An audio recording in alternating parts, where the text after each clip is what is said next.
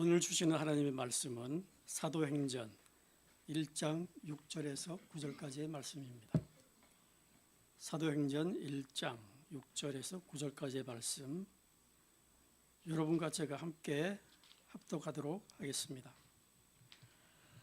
사도들이 한자리에 모였을 때에 예수께 여쭈었다.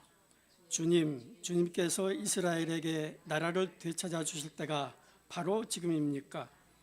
예수께서 그들에게 말씀하셨다.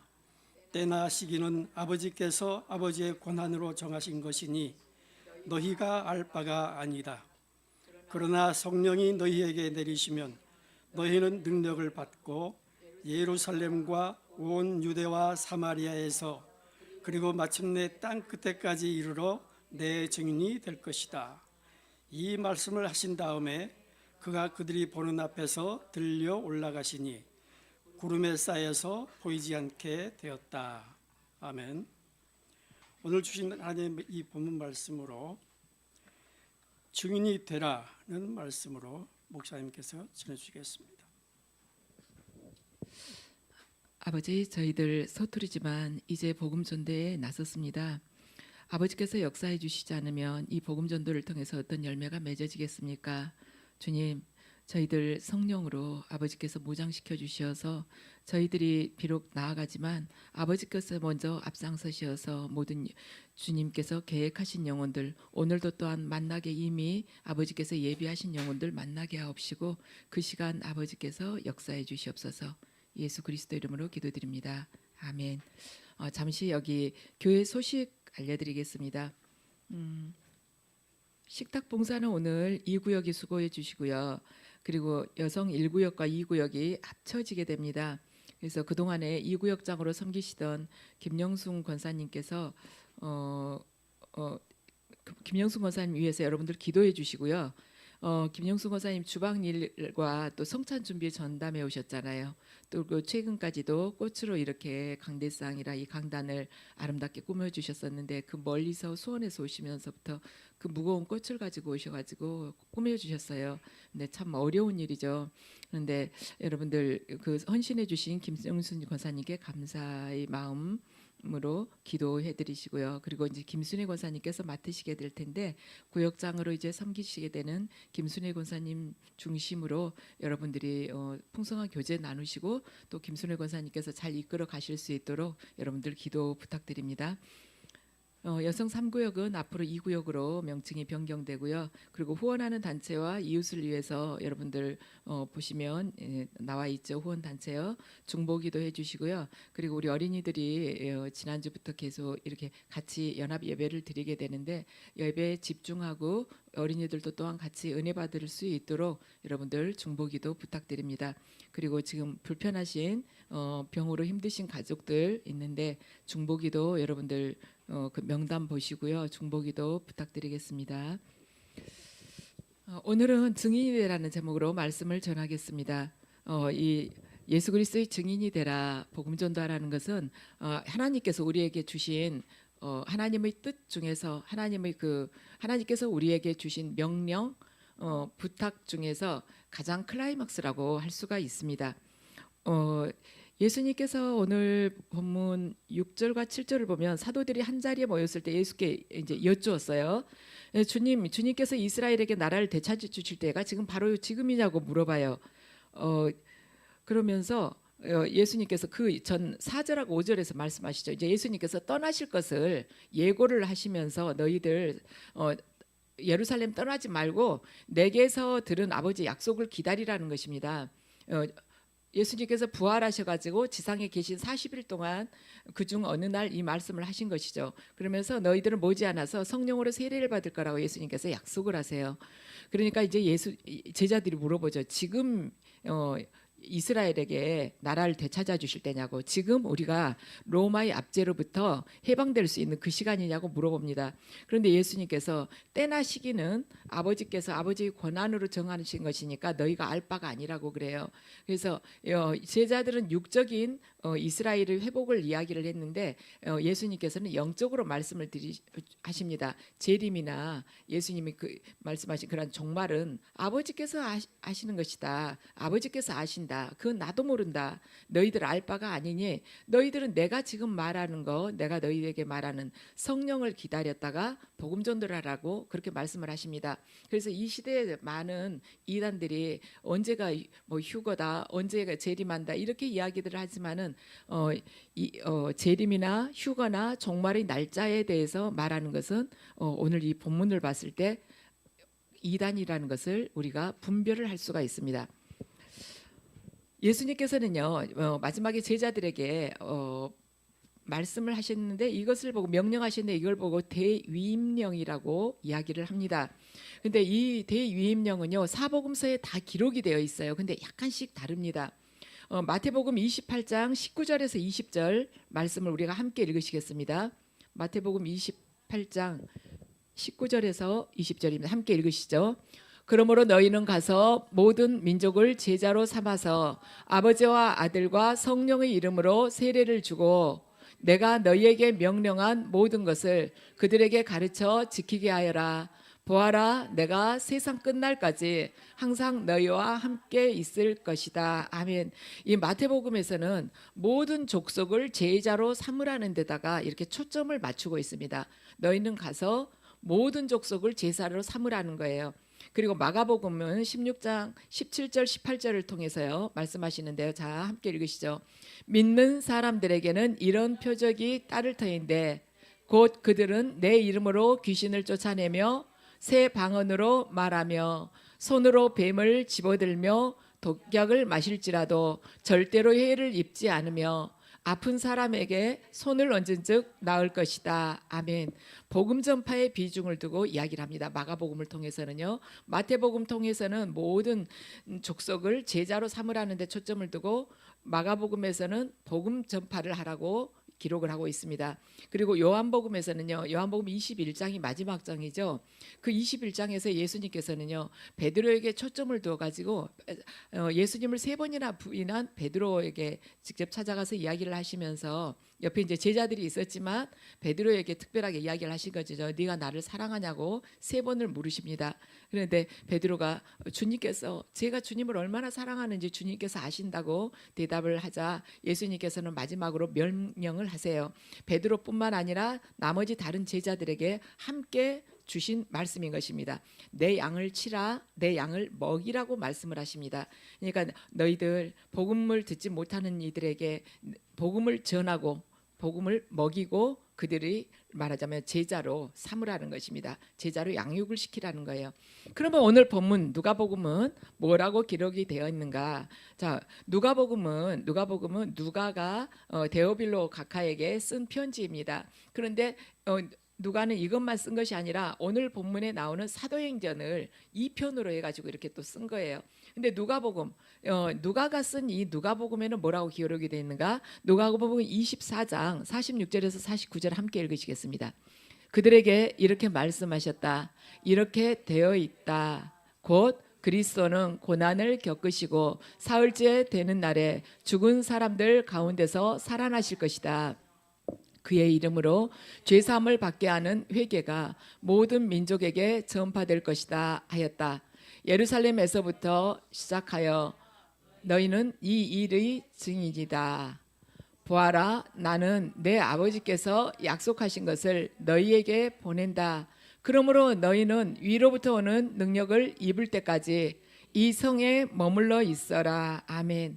바로 너희는 모든 일의 증인이 되라는 것입니다. 너희는 모든 일의 증인이 되라. 마태복음은 모든 족속으로 제자를 삼으라. 마가복음은 복음 전파를 해라. 3번째 이 요한복음은 내 양을 치라, 내 양을 먹이라. 4번째 누가복음은 너희는 모든 일의 증인이 되라는 것입니다.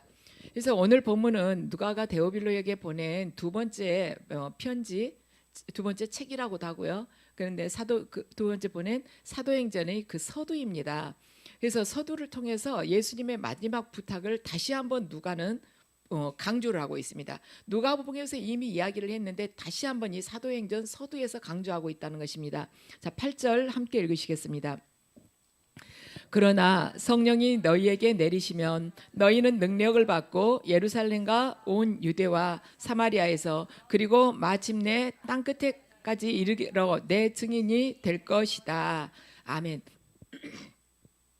예수님께서 제자들에게 증인이 되라고 말씀하십니다. 그래서 그리스도인의 본분은 뭔가? 예수 그리스도의 증인이 되는 것이 바로 크리스찬의 본분이라는 것입니다. 그런데 이 증인이 뭔가? 헬라어로는 마르티스인데 이게 원래 뜻이 뭐냐면 자기가 보고 들은 바를 증언하는 것, 말하자면 그러한 것이에요. 이 증인이라는 이 단어는 자기가 보고 들은 것을 증언할 수 있는 그런 사람을 보고 마르티스, 증인이라고 하는 것입니다. 그래서 여기서 파생된 단어가 마터라고 해가지고 순교자라는 단어가 여기에서 파생이 됐어요. 그러니까 증인은 순교할 각오를 해야 된다는 것이죠. 그래서 사도행전 22장 20절을 보면은요, 사도 바울이 복음을 전하다가 사도 바울이 이야기를 한 것인데, 사도행전 22장 20절은요, 사도 바울은 복음을 전하다가 유대인들에게 돌에 맞아서 순교한 스데반에게 뭐라고 하냐면, 주의 증인 스데반이 피를 흘릴 때 내가 곁에 서서 찬송을 하고 있었다고 사도 바울이 고백을 합니다. 그때 주의 증인 스데반이 할 때 이 마르티스라는 단어를 이때 쓴 것입니다. 그리고 또한 계시록 17장 6절을 보면은요, 내가 이렇게 기록이 되어 있습니다. 또 내가 보매 이 여자가 성도들이 피와 예수의 증인들이 피에 취한지라. 예수의 증인들이 피에 취한지라. 이때 이 증인이, 예수의 증인들 할 때 이 증인이 마르티스라는 이 단어로 기록이 되어 있습니다. 그래서 증인이라는 단어는 자기가 보고 들은 바를 증언을 하는데, 막판에 어떤 상황에 가서는 순교까지 각오한 자가 바로 증인이라는 것입니다. 그래서 증인이 되라고 하신 예수님께서 그러면 그리스도인들에게 어떤 삶을 살라고 하셨는가? 바로 요한복음 12장 24절의 삶을 살라는 것입니다. 함께 읽으시겠습니다. 내가 진정으로 너희에게 말한다. 밀알 하나가 땅에 떨어져서 죽지 않으면 한 알 그대로 있고 죽으면 열매를 많이 맺는다. 아멘. 너희들이 내 말씀 앞에서 순종하여 죽게 된다면, 너희들이 내 증인으로 살아가게 된다면, 너희 자아가 죽어야만이 내 증인으로 살아갈 수가 있는 것이고, 그렇게 된다면은 많은 열매를 맺게 된다는 것입니다. 이 삶을 예수님께서 크리스찬들에게 원하신다는 것입니다. 그런데 증인된 삶은 인간의 힘이나 능력으로는 살 수가 없어요. 증인된 삶은 인간의 힘이나 능력으로는 살 수가 없는 것입니다. 그래서 예수님께서는 증인된 삶을 어떻게 살아내야 될지를 다시 말씀해 주고 계신 것입니다. 어떻게 해야지 증인된 삶을 살 수가 있는가? 바로 너희들에게 성령이 임해야만이 증인된 삶을 살 수 있다는 것입니다. 성령이 너희에게 임해서 성령의 능력, 성령의 권능을 너희들이 받게 된다면 비로소 너희는 내 증인으로 살게 될 것이라는 것입니다. 성령을 받지 않고서는 예수 그리스도의 증인으로 살아갈 수 없다는 것입니다. 그래서 너희들이 예루살렘과 온 유대와 사마리아 땅끝까지 내 증인이 될 텐데, 증인이란 뭐냐? 예수님의 말씀을 증언으로 전달하는 사람이라는 것이에요. 예수님의 말씀을 증언으로 전달하는 사람이 된다는 것입니다. 그러니까 저와 여러분이 예수님의 말씀을 모른다면 무엇으로 증인이 될 수가 있겠습니까? 예수님께서 말씀을 전하도록 하시기 위해서 성령을 보내주겠다고 우리에게 말씀을 하셨습니다. 예수님께서 하나님의 말씀, 그 하나님의 말씀을 전하도록 하기 위해서 우리들에게 성령을 보내주시겠다는 것이에요.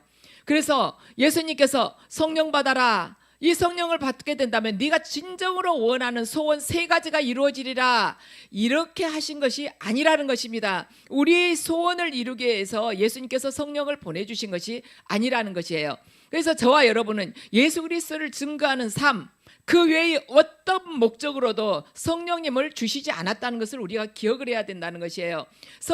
성령님을 받아서 그 성령님을 통해서 흘러나오는 어떤 외적인 능력을 가지고 내 뜻대로 사용하려고 한다는 것은 주님으로부터 정말 저주받을 일인 것입니다. 그래서 성령을 우리에게 받게 됐는데 그걸 다른 목적으로 성령을 이용하게 된다면 그것은 성령 회방죄에 해당된다는 것입니다. 그래서 예수 그리스도께서 우리에게 성령을 주신 목적을 우리가 잘 알아야 돼요. 증인된 삶을 살아내도록 하기 위해서 우리에게 성령을 주셨다는 것입니다. 그래서 이 증인이라는 것은 예수 그리스도의 그 말씀을, 하나님의 말씀을 증언으로 전달하는 사람이기 때문에 우리가 첫째로는 하나님의 말씀을 제대로 잘 알아야 되고, 주님께서 성령을 통해서 우리에게 깨닫게 해주시고, 또한 담대하게 해주시고, 지혜와 지식을 주시고, 또한 외적인 능력을 주셨다면 그걸 반드시 주님을 증거하는 대로 그 목적으로 사용을 해야 된다는 것입니다.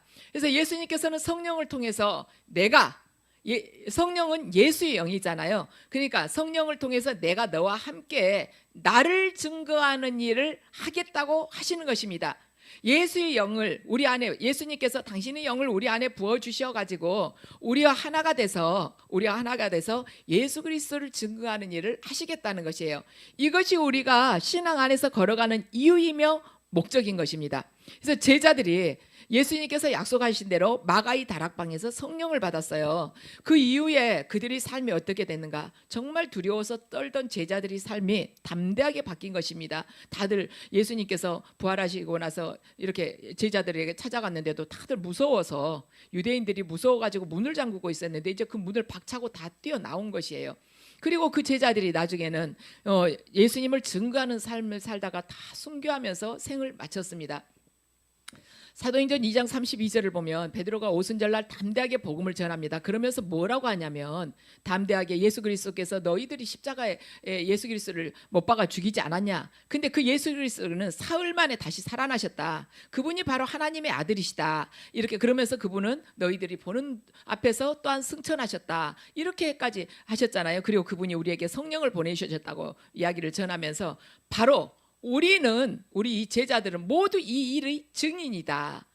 바로 증인이라는 것, 예수 그리스도의 증인이라는 것을 이야기를 합니다. 증인, 성령을 보내주실 때 예수 그리스도를 증거하라고 보내주셨는데 바로 자기들은 증인이라는 것이에요.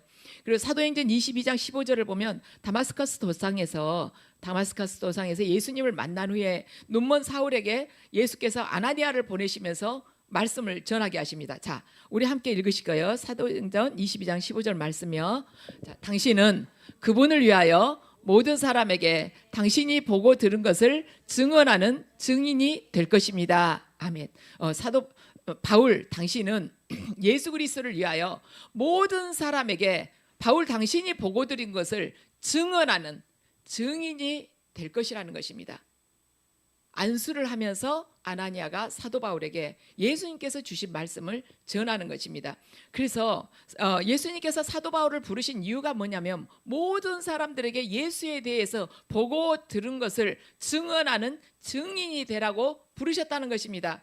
그래서 저와 여러분들이 생의 목적이 예수 그리스도를 증언하는 증인이 되기를 축원합니다. 나보다 예수님이 더 중요한 삶, 내 생각이나 내 판단보다 예수 그리스도의 말씀이 더 중요한 그런 사람이 되시기를 축원합니다. 우리 누가복음 16장을 보면요, 부자와 나사로 이야기가 나와요. 부자는 굉장히 잘 살았습니다. 날마다 잔치를 벌렸어요. 그런데 이 거지 나사로는 부잣집 문 밖에 있다가 거기서 떨어뜨린 거 주워 먹고 살았습니다. 나중에는 너무 여기 병이 생겨가지고 헌데가 다 헐어가지고 이 고름이 흐르고 벌레들이 이제 득실거리는 그 정도가 됐어요. 그리고 나중에 나사로는 또한 죽게 됐습니다. 그런데 나사로가 맞아자면 부자가 먼저 죽고 그 다음에 나사로가 죽게 됐죠. 부자와 나사로가 나중에 죽어가지고 이제 갔습니다. 부자는 어디를 가냐면 음부를 갔어요. 나사로는 낙원으로 갔습니다. 나사로는 아브라함의 품에 안겨 있었어요. 부자는 지옥에서 뜨거운 불 속에서 막 뜨거워가지고 어쩔 줄을 몰랐어요. 얼마나 뜨거웠겠습니까? 그러니까 이 부자가 불 속에서 허덕허덕하면서 헐떡거리면서 아브라함 할아버지한테 이야기를 합니다. 나사로한테 아브라함 할아버지요, 나에게 물 한 방울만, 물 좀 내 혀에다가 좀 죽여달라고 그래요. 그러니까 안 된다고 그러죠. 안 된다고. 절대 우리는 여기서 너에게로 건너갈 수가 없다. 건너갈 수 없다. 너하고 우리하고 사이에는 큰 구렁텅이가 있다고 그래요. 그래서 우리는 건너갈 수 없다. 너도 또한 이리 건너올 수가 없는 것이다. 그래서 천국과 지옥은 건너서 왔다 갔다 할 수 있는 것이 절대로 아니라는 것입니다. 그래서 그러면 그러니까 이 부자가 뭐라고 하냐면 그러면 우리 형제들에게 지금 우리 형제들도 날마다 잔치만 하면서 타락한 생활을 하고 있는데 우리 형제들한테 좀 나사로 좀 보내주세요. 나사로 좀 살려가지고 좀 보내주세요. 그래가지고 지옥이 이런 곳이라고 너희들 정말 하나님 말씀대로 살아야 된다고 가서 말 좀 해달라고 그래요. 그러니까 뭐라고 말하냐면 아브라함이 안 된다고 너희 형제는 죽은 사람이 살아났다 간다고 해도 가서 간증을 해도 절대로 믿지 못할 사람들이다 하고는 들어주지를 않습니다. 자, 이 이야기를 우리가 가만 봤을 때요. 지옥에 간 사람이 고통스러운 것이 참 여러 가지가 있구나. 그걸 알 수가. 지옥에 간 사람이 고통스러운 게 뭐냐면 지옥에서 천국이 다 보인다는 것이에요. 그러잖아요. 지옥에서 지금 천국을 보고 이야기를 하잖아요. 그리고 지옥에는 이 부자처럼 하나님을 아버지라고 부르는 사람들이 있다는 것입니다. 그래서 교회 안에서 하나님을 믿는다고 하는 사람들 중에 지옥에 갈 사람들이 또한 많다는 것이죠.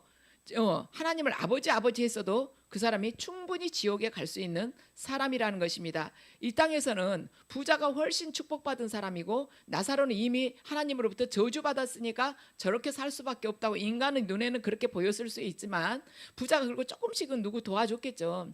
그런데 그 인간의 눈으로는 부자가 훨씬 나사로보다 더 말하자면 선한 것처럼 보였을 수도 있고 복도 많이 받은 사람처럼 하나님에게 복 받은 사람처럼 보였을 수 있지만 하나님께서 심판하실 때는 부자는 지옥에 가고 나사로는 천국에 갔다는 것입니다. 그래서 교회 안에서 뭐 헌금을 좀 많이 했다거나 봉사를 많이 할 수 있다거나 아버지 많이 불렀다거나 해도 충분히 하나님 보시기에는 지옥에 갈 수 있다는 것이죠. 그리고 지옥에 기도가 있었다는 점입니다. 기도. 부자가 막 기도를 하는 것이죠. 이러이러하게 좀 해주세요 하고 간구 기도를 하는 것이죠. 부자가 지옥에 가서 하나님께 기도하는 걸 보면 지옥에 간 사람 중에 기도하는 사람도 있겠구나. 그걸 우리가 알 수가 있어요. 그렇지만 중요한 것은 지옥에서 하는 기도는 절대로 응답이 되지 않는다는 것입니다. 지옥에서 아무리 소리 지르고 기도해도 응답되지 않는다는 것이에요. 지옥에서 아무리 찾으려고 해도 찾을 수 없는 것이 몇 가지가 있습니다. 첫 번째는 하나님의 자비, 절대로 찾을 수가 없습니다. 그 다음에 소망이 없습니다. 세 번째는 사랑이 없습니다.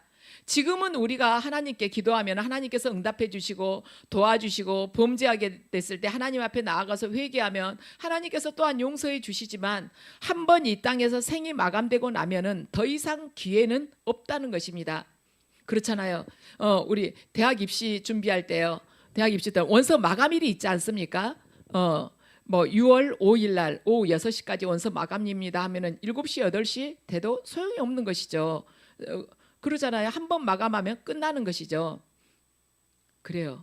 지옥이나 천국도요. 한 번 죽음으로써 이 땅에서의 삶이 마감되면 그때부터는 끝나는 것입니다. 기회는 지금인 것이에요. 원서 마감일 직전에 여기저기 대학의 원서를 많이 내볼 수 있는 것이 지금 마감하고 나면 아무데도 낼 수가 없는 거예요. 가봐야 바로 휴지통인 것입니다. 인생도 그렇다는 것이죠. 이 땅에 살아있을 때 지금 많은 기회가 주어져 있고 하나님의 긍휼하심을 입을 기회가 주어져 있고 소망이 있고 내가 미워했었던 사람들 다시 용서하고 사랑할 수 있는 기회가 있다는 것입니다. 모세는 일생을 사랑하면서 이런 기도를 했습니다. 시편 90장 5절을 보면요. 함께 읽으시죠. 주님께서 생명을 거두어 가시면 인생은 한순간의 꿈일 뿐 아침에 돋아난 한 폭이 풀과 같이 사라져 갑니다. 아멘. 주님께서 한번 이 생명을 거두어 가시면 인생은 일장춘몽과 같다는 것이에요. 꿈, 잠깐 잠들었다가 깬 꿈과 같다는 것입니다. 그래서 모세는 그래서 그걸 깨달은 모세는 하나님께 우리들이 우리의 날을 세는 그 지혜를 얻게 해달라고 했습니다. 그러니까 우리가 얼마 아니면은 죽게 된다는 거 그걸 깨닫고 우리가 이 땅에 살아있는 동안에 죽음을 계속 준비하는 그 삶을 살 수 있는 그 지혜를 달라고 그랬어요. 우리가 왜 죽음에 대해서 알아야 되느냐? 죽음에 대해서 알게 되면 반드시 천국과 지옥이 있다는 것을 알게 됩니다.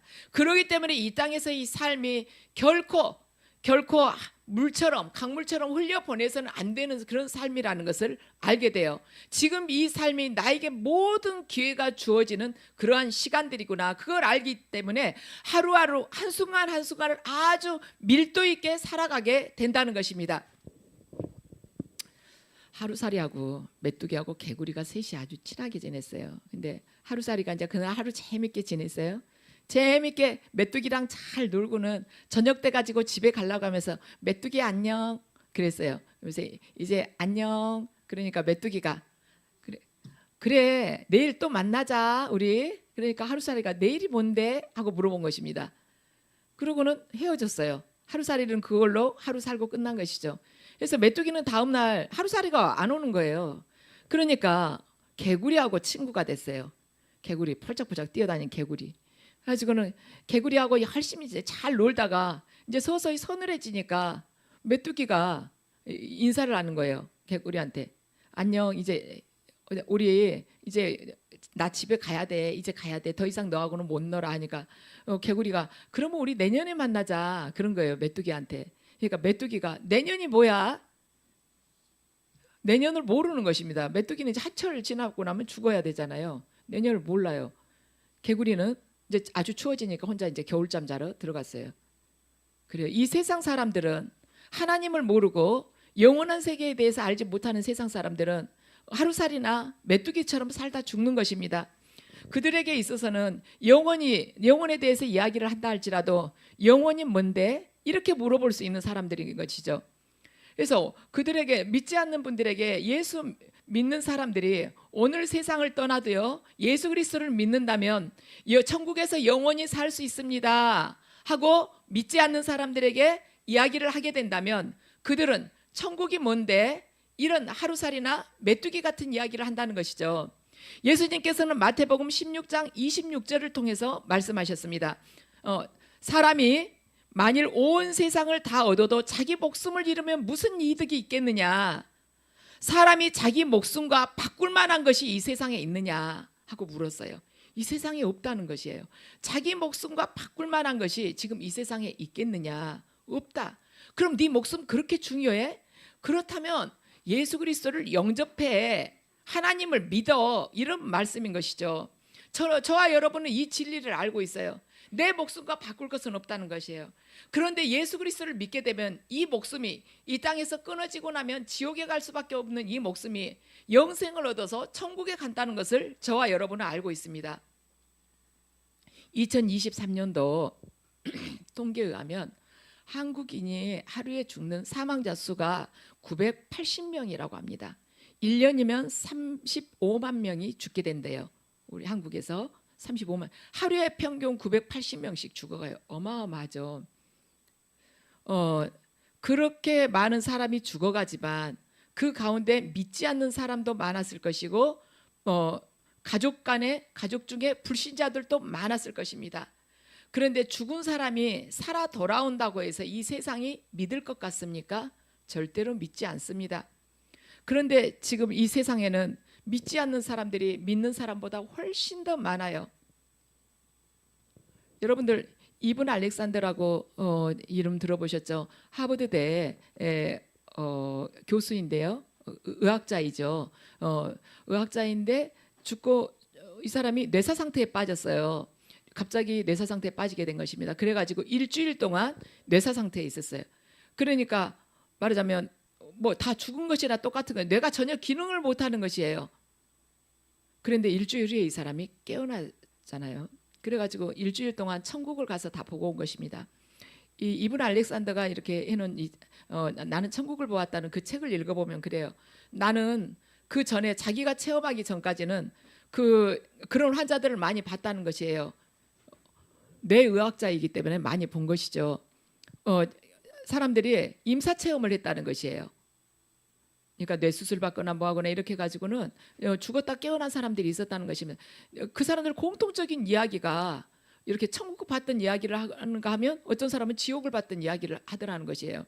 그리고 자기 죽은 식구를 봤다. 이런 이야기를 할 때마다 이 이븐 알렉산더가 아유 이 사람들도 아무튼 우리 세상 말로 맛이 같구만 이렇게 생각을 해. 이 사람들은 왜 조금 아팠다가 죽은 듯 했다가 살아난 사람들이 왜 똑같은 이런 소리를 해야 하고는 무시를 해버렸다는 것이에요. 그런데 자기가 천국에 가서 하나님을 만났고 천국이 어떠한지 그걸 다 보고 나서는 자기는 이 일을 안 할 수가 없다는 것이에요.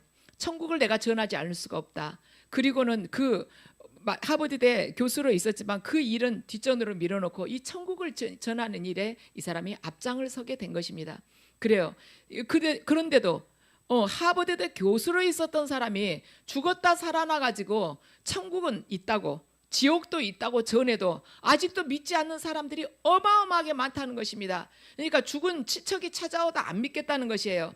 그런데 이렇게 말로 전해도 믿지 않는데 예수님께서는 하나님께서는 지금 그 일을 누구를 통해서 하느냐? 전도자들을 통해서 한다는 것입니다. 인생이 구원받는 것은 전도밖에 없습니다. 그래서 사도 바울은 고린도전서 12장 1절을 통해서 전하는데요. 하나님께서는 전도라고 하는 인간적으로 봤을 때는 아주 미련하게 보이지만 전도를 통해서 인생을 구원하기를 기뻐하신다고 사도 바울은 전하고 있습니다.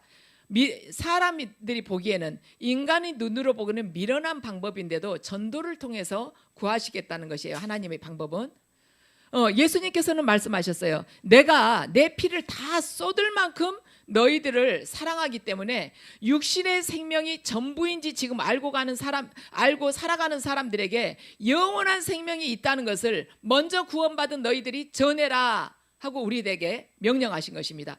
전도란 먼저 구원받은 자가 아직 구원받지 못한 자에게 예수 그리스도의 말씀을 전하고 영생이 있다는 것을 전하는 것이에요.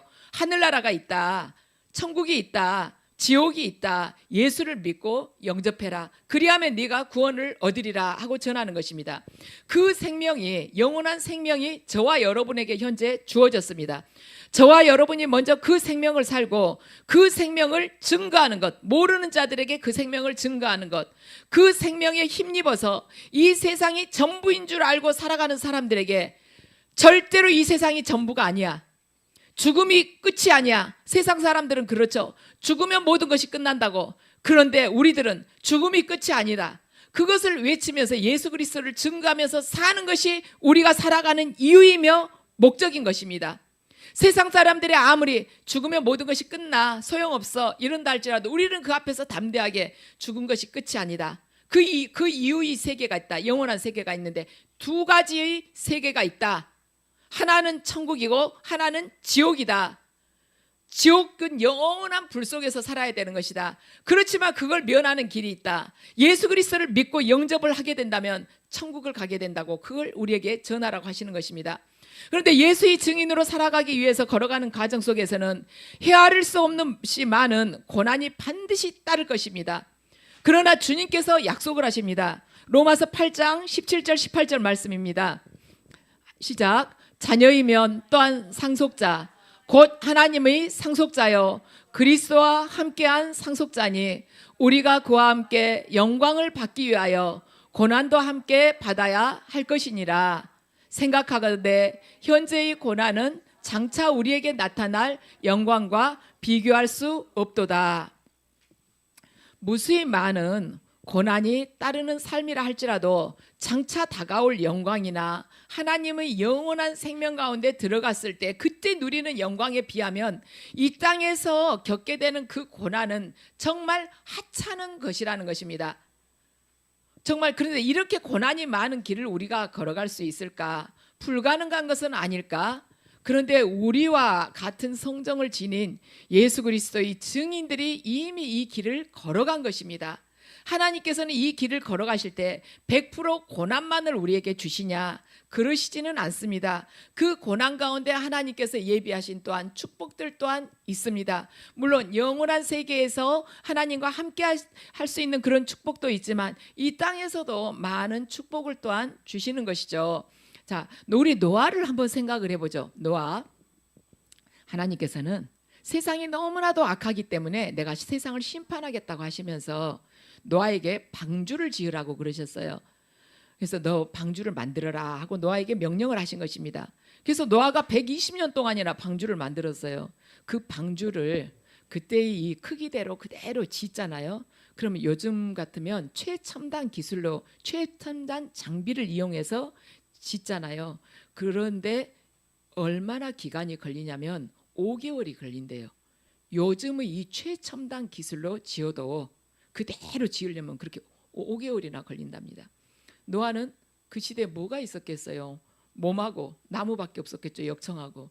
그런데 그걸 120년을 걸려가지고 그걸 다 지었어요. 근데 하나님께서 노아 보고 방주 지으라고 목재를 대주셨냐? 아니에요. 하늘에서 목재가 떨어진 것이 아닙니다. 딱딱 재단해가지고 되는 목재가 쏟아진 것도 아니에요. 그런다 해서 목재끼리 연결할 못을 주셨냐? 주시지도 않았어요. 역청을 계속 쏟아 부어 주셨냐? 그것도 아닙니다. 하나님은 말씀만 하시고 노아와 가족들이 전부 다 산에서 나무를 구해가지고 방주를 짓고 늪에 가서 역청을 구해다가 바르면서 축구장만한 방주를 만든 것입니다. 방주 크기가 축구장만 해요. 얼마나 크겠습니까? 120년 동안 방주 만드는데 하나님이 아무 재료도 대주시지 않았어요. 그렇지만 노아하고 노아의 가족들은 하나님의 말씀에 순종하면서 열심히 만들었습니다. 그리고 사람들을 보고 마지막까지 방주 안에 들어와야 된다고, 곧 홍수가 온다고, 홍수가 닥친다고, 빨리 들어와야 된다고 이야기를 했어요. 그러니까 사람들이 뭐라 그래요? 천국이 뭔데, 방주가 뭔데, 홍수가 뭔데, 그러면서 비웃으면서 들어오지 않았습니다. 그래서 결국에는 노아하고 노아 가족들만 그 방주 안에 들어갔어요. 노아하고 노아 방주 가족들이 열심을 해서 만들었지만 그 배는 노아와 노아 가족들만을 구원하는 방주가 된 것입니다. 동네 사람들 아무도 안 들어왔어요. 저와 여러분이 복음을 전하는 것은 다른 사람들을 위해서 하는 것처럼 보이지만 시간이 지나고 보면 저와 여러분에게 가장 유익이 되는 일인 줄을 믿으시기 바랍니다. 제일 먼저 그 유익을, 그 혜택을 받는 사람, 그 수혜를 받는 사람은 저와 여러분입니다. 노아의 사건을 통해서 우리는 확실히 알 수가 있어요. 그런데 하나님께서 노아가 120년 동안 배를 만들 때 그냥 손 놓고 가만 계셨느냐? 그렇지 않았다는 것입니다. 노아가 목재를 데릴 수 있도록, 역청을 데릴 수 있도록, 일꾼들을 데릴 수 있도록 노아의 산업에다가, 요즘 같으면 노아가 하고 있는 직장이나 노아가 하고 있는 사업에다가 풍성한 복을 부어주신 거예요. 노아가 짓고 있는 농사에도 엄청난 복을 부어주신 것입니다. 그래서 방주를 짓고도 남은 것이에요. 홍수 기간 동안 1년 넘게 노아가 짐승들하고 같이 방주 안에 있었잖아요. 그동안에 짐승들이 먹고도 남을 만한 그러한 모든 먹을 것들을 마련할 수 있도록 하나님께서 복을 그렇게 부어주신 것입니다. 그러니까 요즘 세상으로 보면 노아는 갑부 중에 갑부인 것이에요. 동네 사람들이 봤을 때는 미련하게 120년 동안 방주만 짓고 있다고 그럴 수 있죠. 그런데 이 결론적으로 성경 전체적인 그 이면의 배경을 가만 보면은 노아는 아주 갑부 중에 갑부가 된 것입니다. 짐승들과 1년이 넘도록 그 많은 짐승들을 먹일 수 있는 그러한 먹이를, 그렇게 말하자면 농사를 그렇게 잘 짓게 해주신 것이에요. 우리가 복음 전도를 위해서, 생명을 구원하기 위해서 헌신하고 수고하는 것은 우리들 각자 자신에게, 저와 여러분 각자 자신에게 엄청난 복이고, 하나님께서 지나가고 나면은요, 이것을 전부 다 감당할 수 있도록 전부 다 필요한 것들을 다 공급하실 것을 여러분들이 믿으시기 바랍니다. 그래서 복음을 전하는 사람은 어때요? 반드시 복음으로 말미암아 산다는 것입니다. 복음 전하는 사람은 복음으로 말미암아서 복을 받고 복음으로 말미암아서 살게 된다는 것이에요. 고난 가운데서 히브리서 기자는 이렇게 말을 합니다. 히브리서 1장 12장 1절 말씀입니다. 함께 읽으시죠. 그러므로 이렇게 구름대와 같이 수많은 증인이 우리를 둘러싸고 있으니 우리도 갖가지 무거운 짐과 얽매는 죄를 벗어버리고 우리 앞에 놓인 다름질을 참으면서 달려갑시다. 아멘. 우리가 고난 가운데 있지만은 허다한 믿음의 증인들이 우리를 둘러싸고 응원을 해준다는 것이에요.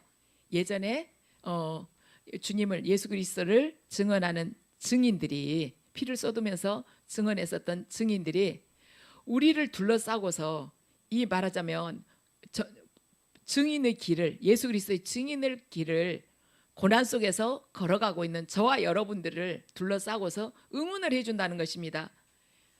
그래가지고 저희들에게 계속 끝까지 다름질하라고, 계속해서 옆에서 박수를 치면서 뛰라고, 우리도 그 길을 갔다, 조금만 더 가면 이제 마지막 결승점이다 하고 계속 우리들에게 응원을 해준다는 것이에요. 그래서 저와 여러분이 이 땅에서 눈에 보이는 것이 전부인 줄 알고 살아가는 세상을 향해서 담대하게 외치자는 것입니다. 지금 여러분들이 보고 있는 것이 전부가 아닙니다. 우리들은 여러분들이 부러워하는 것이 절대로 부럽지 않습니다. 저희는 여러분들이 두려워하는 것이 절대로 두렵지 않습니다. 저희는 여러분들이 취하고 싶은 거 절대로 취하고 싶지 않습니다. 주 예수를 믿으십시오. 그리하면 여러분과 여러분의 집이 구원을 받을 것입니다 하고 외치자는 것입니다. 그래서 저와 여러분들 오늘도 또한 같이 전도를 할 것입니다. 근데 예수님께서 이미 오늘 여러분들이 만나게 될 영혼들을 다 예비해 놓고 여러분들이 서시는 그 시간에 그 앞을 지나가게 하실 거예요. 그래서 담대하게 외치면서 영혼들이 구원을 위해서 힘쓰자는 것입니다. 그래서 그때 주님께서 우리에게 정말 은혜를 부어주시면서 함께 동행하시는 영적인 축복은 물론이고 삶 속에서 그 사업 속에서 엄청난 복을 또한 부어주실 것입니다. 이 복을 누리시기를 축원합니다.